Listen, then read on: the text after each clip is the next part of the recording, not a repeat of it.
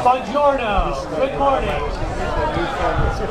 Welcome to the 26th annual Christopher Columbus Monument Ceremony. We're pleased to have all of you here this morning.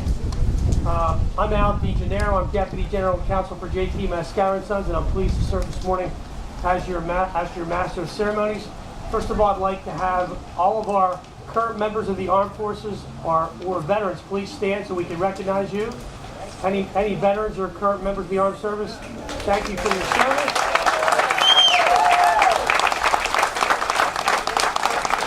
And with that, we have the next most prestigious group of students to present and lead us in the Pledge of Allegiance, the St. Francis of Assisi 5th grade class with Mrs. Solomon. Students, would you please lead us in the pledge? I pledge allegiance to the flag of the United States of America and to the republic which stands one nation under God, indivisible, with liberty and justice for all. Very good, thank you, students. I was talking to them, and they were brought over today in a limo, and they decided to nickname the limo the Santa Maria. So the Columbus Boys has emerged, and we're so grateful for them. And we also, if you notice, we have a Christopher Columbus look-alike.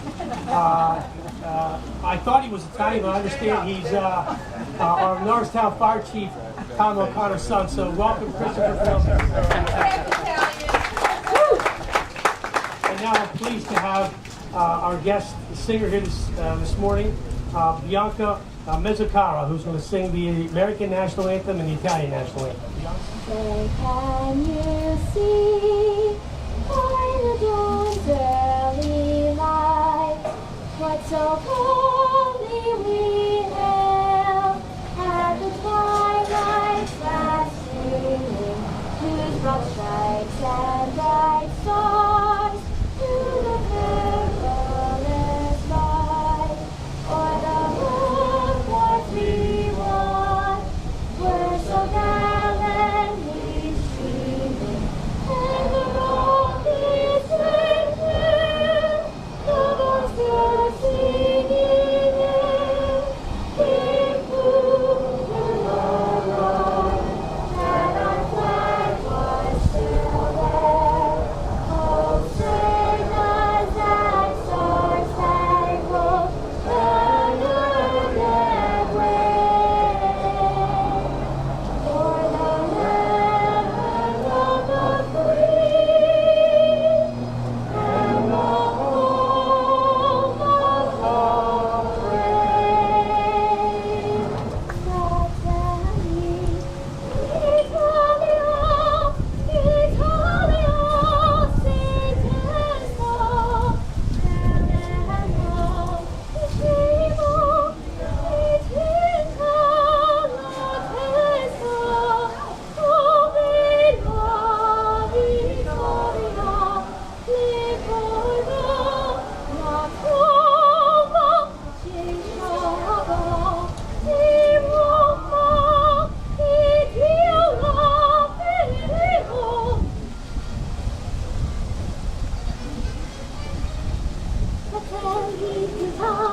L'Italia sei desta, daremo di cibo, cinta la testa, dove la vittoria, la trona, la idolatria, cingiacci a forte, signoti alla morte,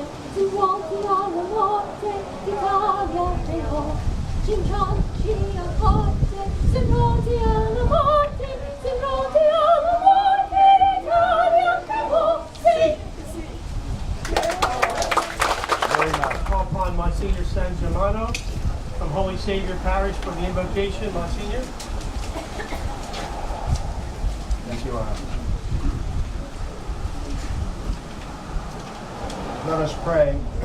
Almighty God, as we honor the memory of the great admiral of the ocean sea, Christopher Columbus, teach us also to imitate his virtues, his faith, which impelled him to put all his undertakings under your protection, his courage, which caused him to face adversity and the unknown with a firm sense of purpose, and his humility, which enabled him to face the misunderstandings that came to him with the peace of mind of a clear conscience.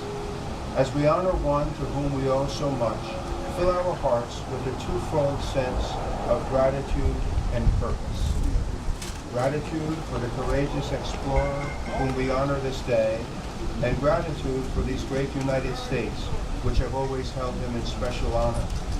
Purpose also, as we are called in a special way to appreciate this great land in which we live, so that following and imitating the virtues of the great Columbus, we might show ourselves to be worthy not only of the great admiral from Genoa, but also of this great country in which we live.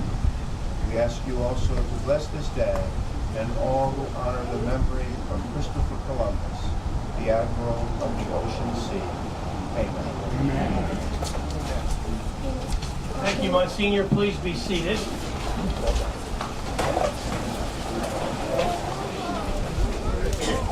First of all, I'd like to recognize a few of our dignitaries that are here today. Please introduce Montgomery County Commissioner Joe Gale. Joe, thank you for joining us. I'd also like to welcome a relative of the Rock, Joanne Cisco Chesney, where she's a jury commissioner. Also have the Norristown Fire Chief here. Where's the Norristown Fire Chief? His son's Christopher Columbus. Hello, Tom.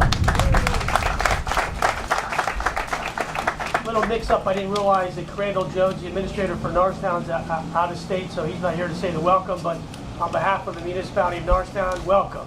Nice to have you here. He couldn't be here. And I also want to recognize some of our groups that placed banners.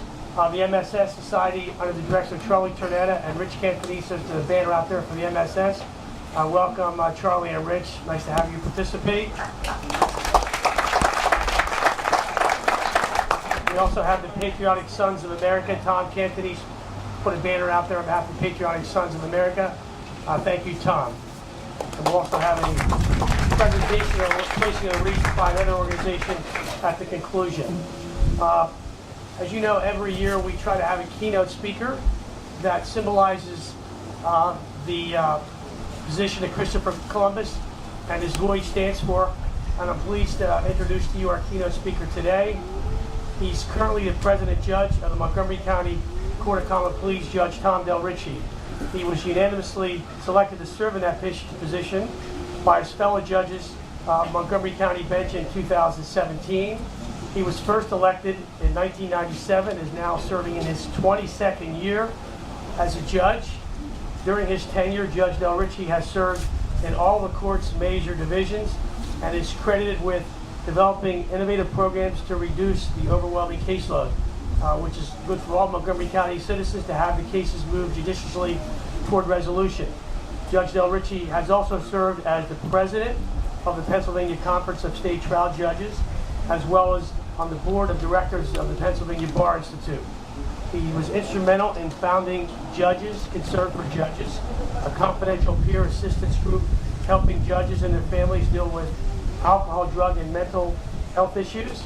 He's a graduate of St. Joe's University, a graduate of St. Joe's Preparatory School, and he was recently honored by his alma mater at St. Joe's with the highest award bestowed upon someone in the legal community.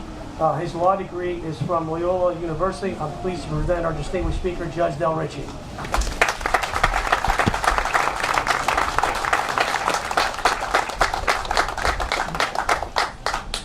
Well, good morning, everyone. It's great to be here this morning.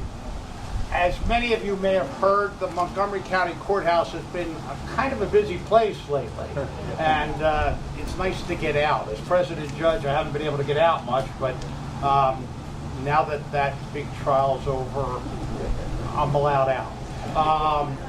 I'll tell you, I won't miss those hundreds and hundreds of news reporters and those trucks parked on Sweet Street every day. But I'm going to tell you one thing. If we ever have to do this again, I'm going to give up my job as President Judge, and Rock and I are going to start a food truck this year. A little cannoli and coffee out the back. You with me, Rock? We're going to make a fortune. I also want to thank my friend Al for inviting me to speak here this morning. It was last year at this event that he extended the invitation. I thought he might forget about it, but I guess not, so here I am. I'm going to begin my remarks today on a bit of a down note. It was very disappointing to me, and disheartening for me to read this week about the vandalism that took place at the statue of Christopher Columbus in Philadelphia and the graffiti that was placed at the Italian-American Immigration Museum in Philadelphia. I come here today before you unapologetically proud of my heritage as a first-generation Italian-American, and equally as proud of the accomplishments of all of the individuals of Italian descent, including Christopher Columbus. Ladies and gentlemen, there's always room in our society for civilized debate about any issue or any person, but there is no place for hooliganism, vandalism, or intolerance. When you look at our American holidays that we celebrate, America has never honored gods. We honor people. And people, by their very nature, are flawed, imperfect, and fallible. And the fact that those people were indeed sometimes flawed, or that they did not live their lives in a way that we believe today is more enlightened, should not lessen their other accomplishments, whether that person is George Washington, or Abraham Lincoln, or Martin Luther King, or the known and unknown veterans of our country who have given their lives or given their service to this country, the brothers and sisters of our labor movement, or even Christopher Columbus. So let's take a moment, if we can, to put aside the intolerance and look at what the story of Christopher Columbus represents. It's the story of a boy, the son of a wool merchant, who grew up to be a sailor, an explorer, a financier, a diplomat, and a governor. Metaphorically, the story of Christopher Columbus is a story of those qualities that have allowed millions of people, generations of immigrants, to achieve better success for themselves and for their families. He made their lives better as the generations of immigrants did thereafter for their families. The story of Christopher Columbus, I tell you, is a story that symbolizes courage. There's a great quote from Christopher Columbus. He said, "You can never cross the ocean unless you first have courage to lose sight of the shore." How many immigrants to this country, even today, must muster that same courage? I know of many, and one in particular. The story of Christopher Columbus is also a story of determination. He was frustrated in his earlier attempts to secure funding for his voyage, but he never gave up. He worked until he achieved his goal. How many Americans do we know with that same grit and determination? I know many, and one in particular. The story of Christopher Columbus is also a story of hope. The hope to find a better route, to achieve financial security, to rise above the station to which he was born. How many citizens do we know who sought that better life? I know of many, and one in particular. The story of Christopher Columbus is a story of hard work and industry, battling the storms and the seas and enduring hardship along the way. How many Americans do we know, like the men and women of Norristown who constructed this monument and who are responsible for this memorial, do we know that exhibit that same determination, that same work ethic, that same industry? I know of many, and one in particular. So now I'd like to tell you about that one in particular. Many of you who know me have heard this story before. It's a story I will tell as long as there is breath in my body. I am holding in my hands a manifest of the ship Augustus. This document, by the way, was secured for me by my friend and your friend, Eddie Lasorda.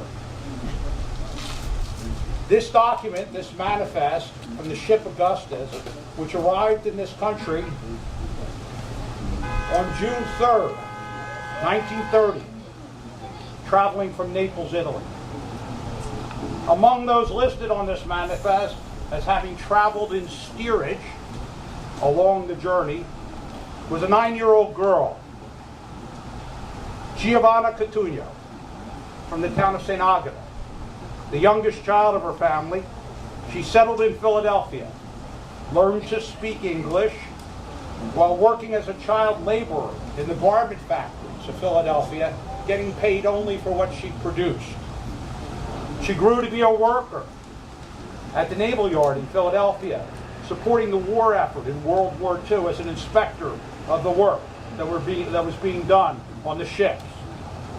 She married her husband, a veteran of that war, together working multiple jobs, cobbling together their money to buy their first home and then eventually their dream home here in Montgomery County, instilling in her children the need to be educated, the need to be good citizens, and always leading by example, showing the courage, the determination, the hope, and the industry that is the story of Columbus and so many other Americans.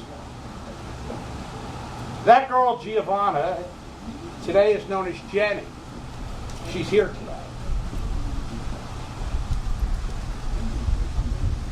Next month, she'll be 98 years young. She's my mom. Stand up. Stand up.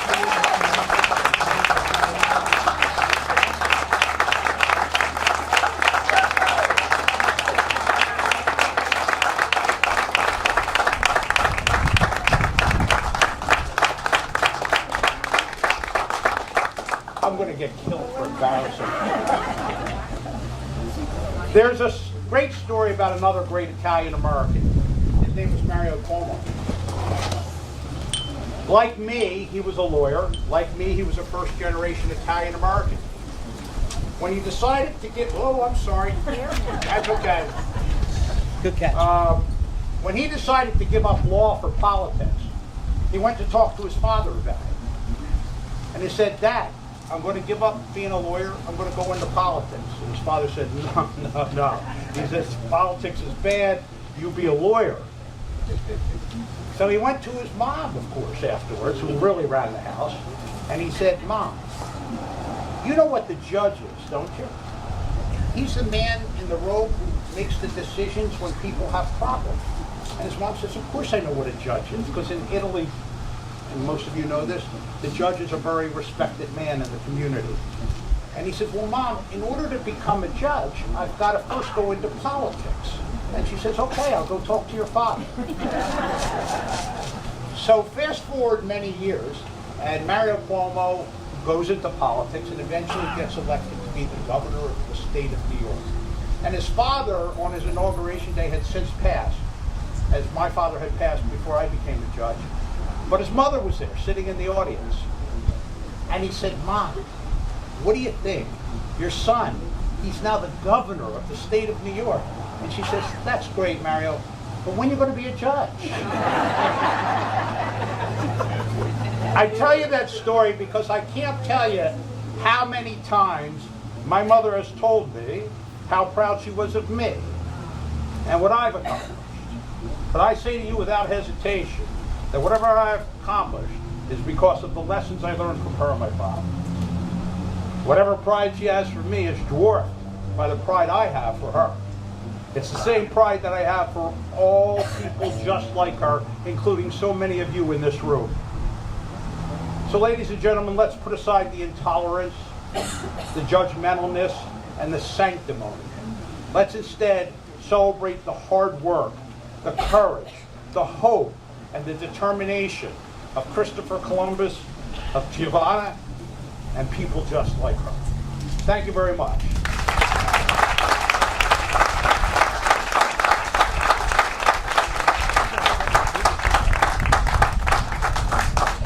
Yes, thank you for those inspiring remarks. And thank you, Mrs. DelRicci, for making that journey so we have your son serving Montgomery County today. God bless you and your son. At this point, I'm pleased to make another introduction, to have someone say a few words. But before I do that, as you know, this monument has been here since 1992, which was a culmination of a number of years' work to celebrate the 500th anniversary. And the last couple of years, J.T. Mascara & Sons under our CEO, Pat Mascara, who could not be here today, has helped Hank Cisco in trying to keep this monument running and keep it organized and try to keep it litter-free and weed-free. And it's been a challenge at times, and it was wonderful that the Elmwood Park Zoo, under the direction of Al Zone and with from assistance from Stan Husky, stepped up now where the zoo is a partner with the monument, and they put a new pump in, have it running. It looks beautiful, it looks clean, and they did a wonderful job. So first of all, I want to give the Norristown Elmwood Park Zoo a hand for stepping up on that. And the thought process was with the Elmwood Park Zoo to take this to the next level, the Monument Committee and the celebration of Christopher Columbus, and to expand it. And while we're all certainly proud of our heritage, those of us who are Italian American, it's really a celebration of all immigrants. And I'm pleased to introduce the CEO and Executive Director of the Elmwood Park Zoo to talk to you about the next step in the monument. Al? Thank you. Welcome to Elmwood Park. Welcome to the monument. I have a couple people I want to thank in the room because, yes, the zoo is involved heavily with Pat Mascara and Hank and so many, but the zoo is made up of a lot of different employees that make this possible. In the back of the room, our Director of Operations is Eric Donovan. Our CFO, Raffalina, is next to him there. Mark is our horticulturist. Derek works at our events and really helps us keep it running. I see Lindsay and Art back there as well, so I want to thank the zoo team for being here. Like so many in talking about our heritage and how proud we are, I start and say in a lot of the presentations and speeches I give, especially in the county, that I am Norristown before I am the zoo. I believe in the town. I believe in a lot of people that have come before us to make things great. Nothing is worthwhile in life unless there's a risk. It's the story of Christopher Columbus, taking a risk, to take a voyage, to do something in the 1400s that I can't even imagine to think about. I know how hard it is today to get things moving and to get things accomplished and do things differently. In 2011, I sat on 76 and I heard on KYW that they were going to close at the end of that calendar year Elmwood Park Zoo. I decided that day, I contacted my father, and I decided that day that I was going to get involved. When I was a kid, I would walk down from Eisenhower to my grandparents' house on Warren Street, and until my parents got done work, my grandfather would walk me to the zoo probably 2 or 3 times a week. The zoo was important to me. I can't tell you the animals that I remember. I do know that there was a monkey, I think, that smoked cigarettes or something. I don't know the animals that were in the zoo, but I knew how important the zoo was to me and how important it was to this community. I told my father that I was going to get involved with the Elmwood Park Zoo. Like many, maybe not as big of a risk, such as getting in a boat in the 1400s and sailing to try to find something great. But I knew how great the zoo was, and I wanted to try to preserve that for the town. We've had some pretty awesome strides. I could stand here today and say that Elmwood Park Zoo is the second most populated zoo in the state of Pennsylvania, which is impressive. We have almost 700,000 visitors that walk through that gates today, about 600,000 more than what walked through those gates in 2011. I could say that we have the largest open-air bald eagle exhibit in North America. I could say that we opened what is voted as being one of the best jaguar exhibits in the country and one of the best boutique zoos in the country. And it takes drive to do those things. It takes passion. It takes a lot of great people like Mr. Cisco and Mr. Mascara to preserve something great, as why we're all here today. We work with some pretty awesome teams. We're working with John Doyle and the Norristown school system in putting together an educational component that'll make this monument speak to everybody. You can see some QR codes and some awesome videos over there that are with actors. All you have to do, it's real simple with your smartphone. Just open up your camera, hover over the photo, and it'll prompt you to go right to the video online. It's real simple. It's not difficult. We did it with Hank's phone. Right? It was pretty simple, right? Also, there's a monitor out front there that'll talk about the monument even when the gates are not open. There was a lot of work that went into it this year. A new pump had to get erected because of some problems that were underground. It does need some waterproofing. It needs some more funding to even take it to the next level. But the zoo, Stan Husky, Hank Cisco, the folks at Mascara, and so many are coming together to make sure the monument stays and the monument runs. I appreciate the time today. I appreciate the opportunity to be involved, and it's an honor to be involved. I don't take it for granted. It is an honor to be involved. So thank you so much. Enjoy the rest of your day. Thank you.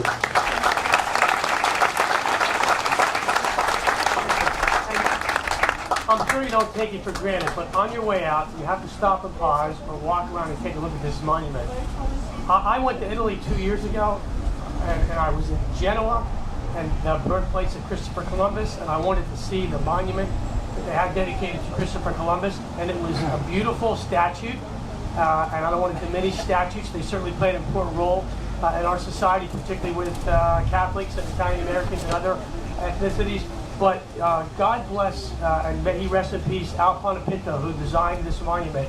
It's a unique monument. You will see no other monument like this in the world honoring Christopher Columbus. This guy was a nationally known architect. He developed some logos for Nassau, and when he was asked to put together a monument, he wanted to incorporate the earth and the sea, and it's really magnificent. So I would encourage everyone to take another look at that, and we appreciate again the efforts of the Elmwood Park Zoo, and I do want to acknowledge John Doyle for his fine work every year videotaping this and helping with these educational aspects. Thank you, John. And I also do want to recognize someone who was instrumental, along with Hank Cisco. I'll say a few words about Hank in a minute, but it took a lot of planning and about 4 to 5 years of work in fundraising and getting this site ready. And one of the moving forces of getting this monument off the ground and actually getting it built was Tony DeLucia. Where's Tony DeLucia? I want to recognize Tony DeLucia. And now if I could call upon Sandro D'Angelo, who's going to place a wreath on behalf of the Regional Association of Campania. Where's Sandro?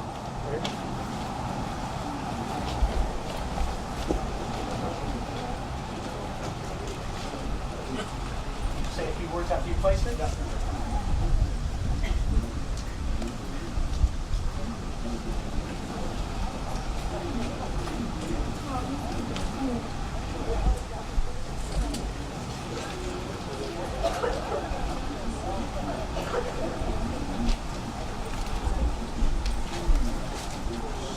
Hello, everyone.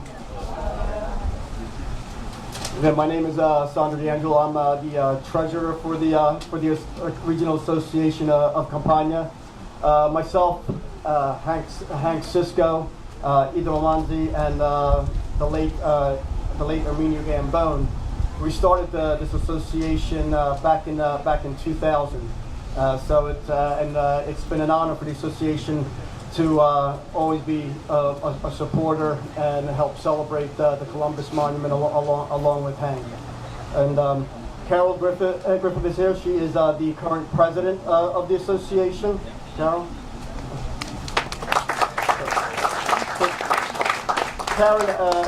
Carol, asked me to say a few words and lay the wreath for the association. And it was funny because at first I thought, let me talk about a specific topic that maybe many of us think about all the time. But she said, you know what, that might be a little controversial. And I said, no, you're right. Sauce versus gravy. We don't want it to get out of hand. But we had the Knights of Columbus here that would keep us separated. But I said, you know what, I'll just stick to a little history of the association. So our association was founded here in Norristown in order to enhance, promote, educate, and augment the diffusion of Italian culture in collaboration with the culture and tourism of the Campania region.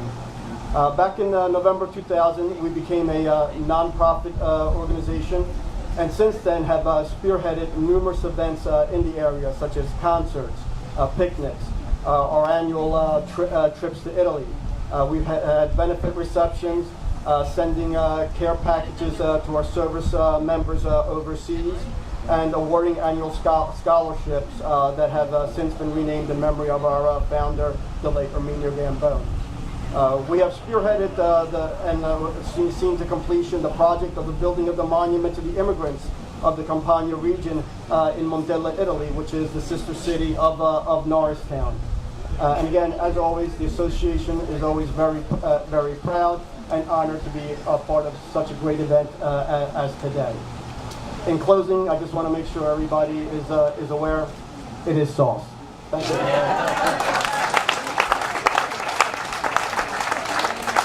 Thank you, Sandra. And for our closing remarks, probably the second most popular person at this ceremony besides Christopher Columbus is the guy who really helped put this together and got everybody involved. I've known Hank Cisco for probably 30 years. I was always amazed when I met him. He remembered everyone's names. If you were a guy, you were Rock. If you were a girl, you were Rockette. So Rock, come on up here and say a few words.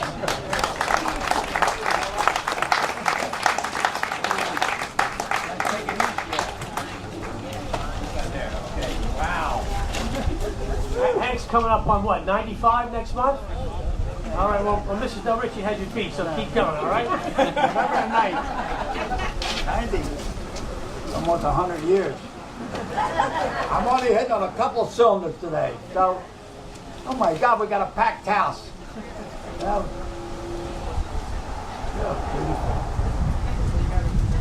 You know, I'm not going to talk long because so many good things happen. But I hope the paper don't blow away like you're over there, right? Because then I'll be lost. I just want to say that what's new? The history we haven't read. So this is all about history. We're going to talk about, and that great surprise, and that's why I'm not going to talk much, because all these things that the Three Musketeers, and actually the Four Musketeers, Stan Husky, Al Zone, Pat Mascara, and what's where is Doyle, where are you? Oh, there he is over there. They did a good job. But I just want to say one thing. Years ago, when we started to put the first spade to lift a little dirt here, a little nun about this big came to Norristown. Her name was Mother Teresa from Calcutta. And I went over and I was a volunteer and help out, you know. And this monument started about the same time. Now, she's a saint. How about that? Now, this monument has grown. It's unbelievable what you see, the technology, which I don't know too much about, you know. So I just want to thank Tony DeLucia. Where are you? Stand up. Without him, I asked him, he's the man. So I just want to say that Al Panapino was the architect, and he come up with an idea. My hearing aid battery said it's gone down. So I'll get half. And a couple of weeks ago, my eyes were going like this. I could see double. I went to the movies and I said, if I close one eye, can I get half price? Social Security joke. You're getting me at 65. But Al Panapino says, we don't have to build a statue of Christopher Columbus. There it is. And here it is. There's 4 elements there. The world which Columbus proved to be round. And there you see it. The Santa Maria, the ship that bore him to the New World. The water, right, that bore him here. The compass that showed him the way. So there it is. You look at that, that's Christopher Columbus. So I'm very happy about that. And he was a great guy. He was an architect for Washington, for the president and everything else. So I just want to close. I just want to see that here it is. Newspaper Times Herald. October the 9th, 1923, there was a parade, and they put a little tombstone out there by Councilman Bulger, who's the grandfather of Judge Fife in Norristown. And they started collecting money 1926. 1929, Depression hit. They said, hey, money back, let's go to work. So they just laid there until I used to drive a motorcycle. We used to go over here with nice and big trees and nice and cool. and I saw this little tombstone that said, on this site will be built a monument for Christopher Columbus. No date, and I always thought Christopher Columbus was born there, I mean, was buried there. Siciliano, So, ladies and gentlemen, I just want to thank everybody that God bless Mother Teresa, Saint Mother Teresa, who really came to Norristown, is helping people. And here's a monument with the 4 Musketeers and our priest, Monsignor. He's a 10-round fighter. He always here, always there, right? And he's going to be on my TV show next week, my Cisco show. And we're going to talk about how to make a collection in church. That'll be the first thing, right? But all I want to say, close. I like to close nice. I can't say it in Italian. May God bless this monument. May God bless Mother Teresa, who came to Norristown and is helping the people in Norristown. And may God bless America and everybody. Thank you. God bless you.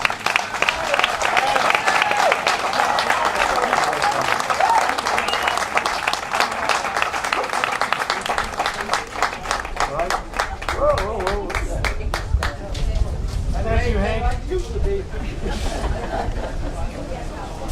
Now I'd like to call upon Monsignor again for the benediction, please. Following Hank Cisco. Difficult.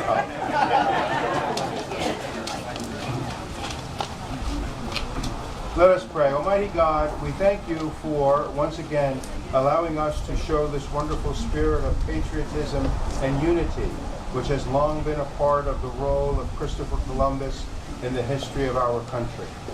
Grant that by our words and example, we may do our part to preserve that spirit in our own community and thereby assist our beloved United States in doing so long into the future. Bless us and all those who have participated in and worked so hard to bring about this wonderful Columbus celebration once again today. Amen. Thank you, Monsignor. Before we conclude our program with the retiring of the colors and a final song by Bianca, I just want to remind all of you that you're all invited to a complimentary luncheon hosted at JP Mascara & Sons at our corporate offices there. If you don't know where that is and you're able to attend, as you go out on the table, there's a little map. It's only about 10 to 12 minutes away from here. We'd love to have you. It's catered by the Collegeville Italian Bakery. So if you'd please stand now for the retiring of the colors.